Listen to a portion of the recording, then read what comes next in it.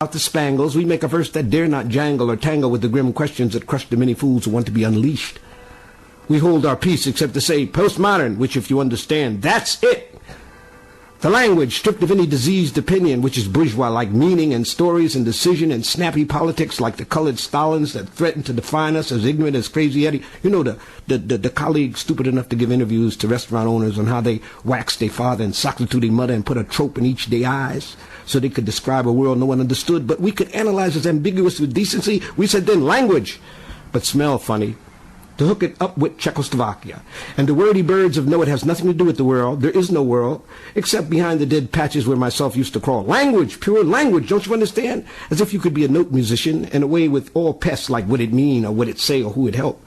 We are text ridders and trope conceivers. We are more dizzy than Gates and we ain't Lionel Hampton. Language for us, as a long rider on the purple sage of the campus, where buxom wet names twist and shout, and little Richard one day will be chair of there, because merely by saying language and halting the shit right there, we could make the chairman of our department stare off into his last check. What the heck? I didn't understand Alan Tate either at first, nor why Faulkner was not just a sticky racial mole hanging on the unborn George Wallace Peen. Is this interesting or not?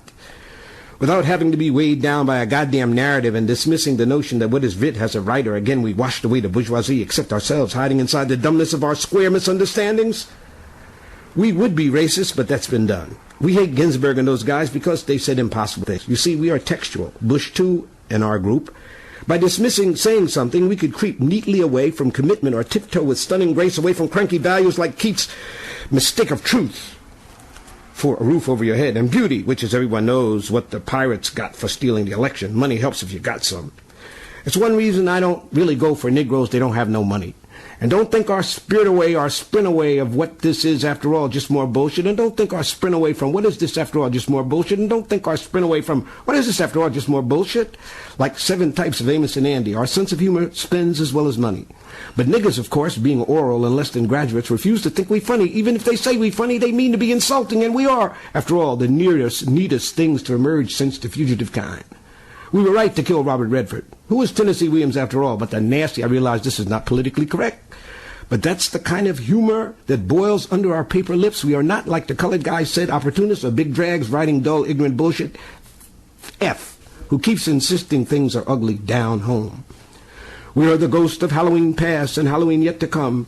We are reclaiming with postmodern the reactionary smells of demands and the Yale condoms of slightly shiny murderers. Sick Heil. We think all struggle, except to be obscure, is frankly rude. And poetry with some subject or object description of anything except our next raise, our tenure tete-a-tetes, an article in the exasperated Heine, lewd. And there you see how droll and fantastically empty. We need no one's sympathy. We got tenure in a car. We got trips, sabbaticals to anywhere, so we can scribble like the ishkabibbles of the unreadable. Remember, postmodern is a hip way of saying the world is rotten and must stay rotten to be metaphorically ignored, though funny if you're getting paid, unquote. And all you creeps, even some of my colleagues, are stupid for trying to change anything unless they offer you a better office. Postmodern is what Rudolf Hess said to the people he invited to meet Himmler. Don't you see how stunning? Language without meaning, without narrative, like a clever chum of mine who pointed out that Balzac couldn't be a realist because there was no such thing as reality. Language, just the voids, like ancient Neanderthal boys, with no one to claim it or defame it or name it. Thank you so much. We hope you understood that.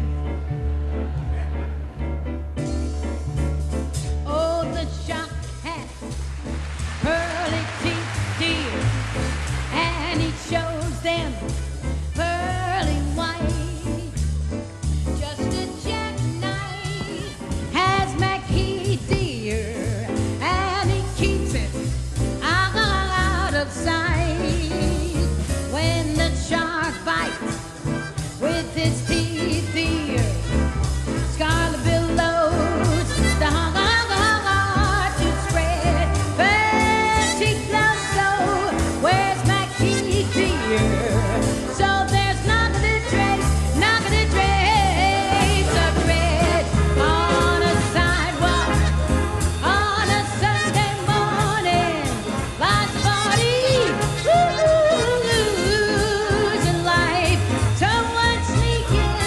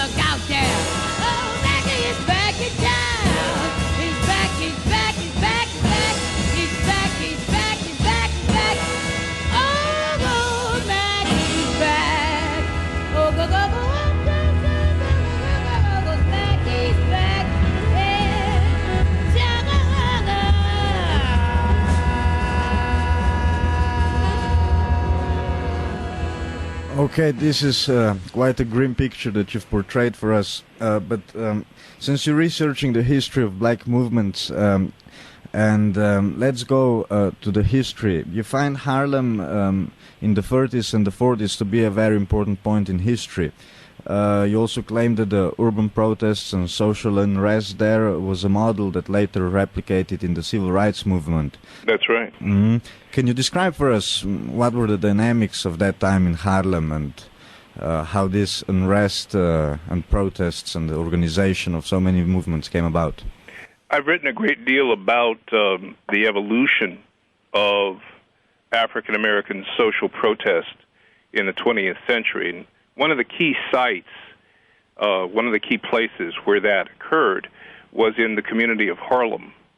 Harlem is not the largest black urban community in the United States, not anymore, but there was a period of time between 1920 to 1945 when Harlem was the largest urban black community in the world.